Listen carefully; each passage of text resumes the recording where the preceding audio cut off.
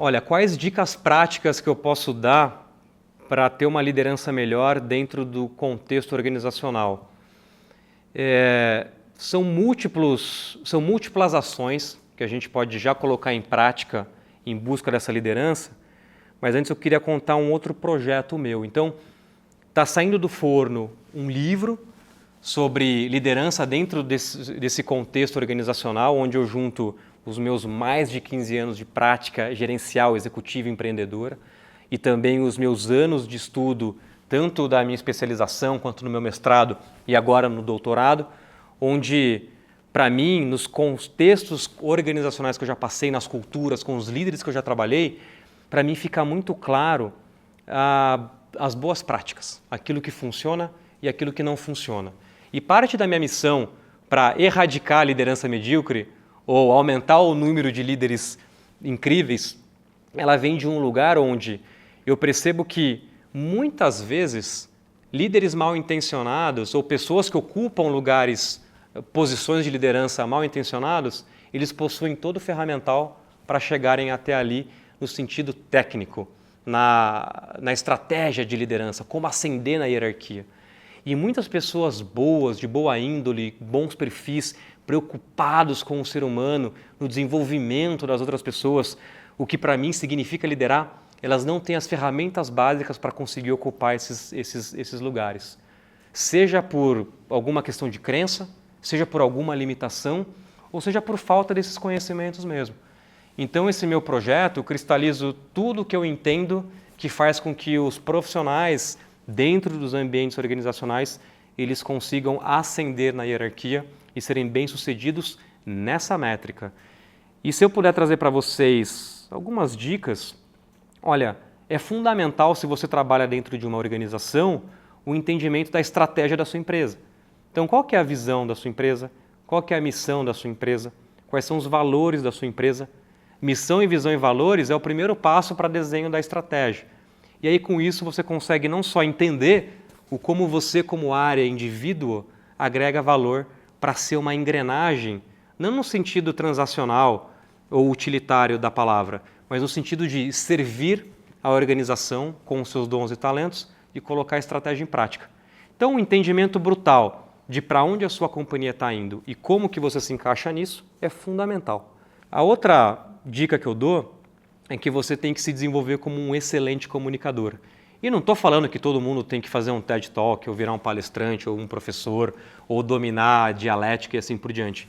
Eu estou falando que você tem que ser competente em passar a mensagem. Comunicar significa passar a informação, um agente que passa a informação para um receptor dessa informação. E a responsabilidade está nas duas partes. Mas eu costumo dizer que eu gosto de me encarar como um comunicador em que eu tenho 100% da responsabilidade da mensagem.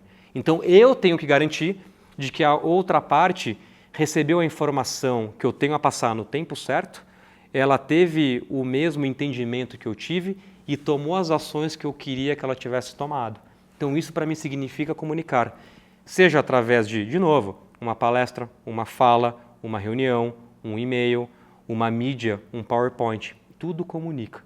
Então, você se desenvolver como um comunicador dentro das organizações é fundamental para você ser um líder melhor e mais incrível. A outra frente, obviamente, é você entender a ciência de ter um time de alta performance. Como que você atrai talento, como que você retém talento, como que você desenvolve talento. Isso também tem ciência, isso também tem regra. Tem o que funciona em um contexto e não funciona no outro. Então, esse entendimento de como liderar grupos e principalmente como que você atua no contexto para que o seu time tenha autonomia, você confie na sua execução, também é fundamental.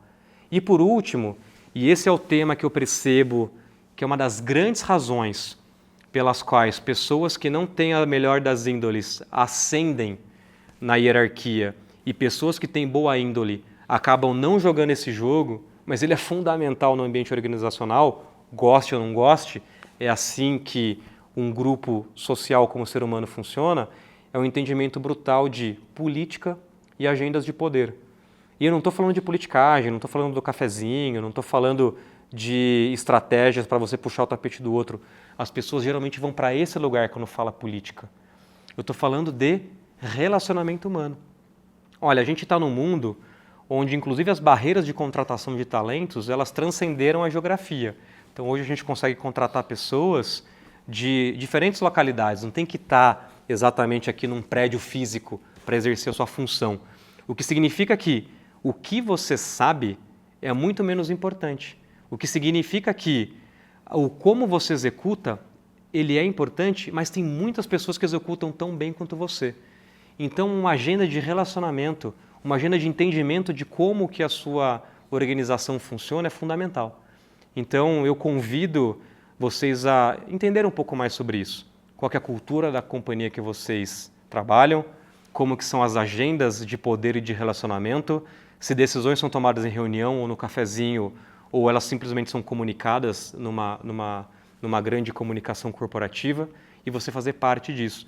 Porque uma coisa é certa, se tem 2 talentos igualmente competentes, aquele que vai ser promovido é aquele que tem o melhor relacionamento com o seu gestor ou dentro da sua companhia.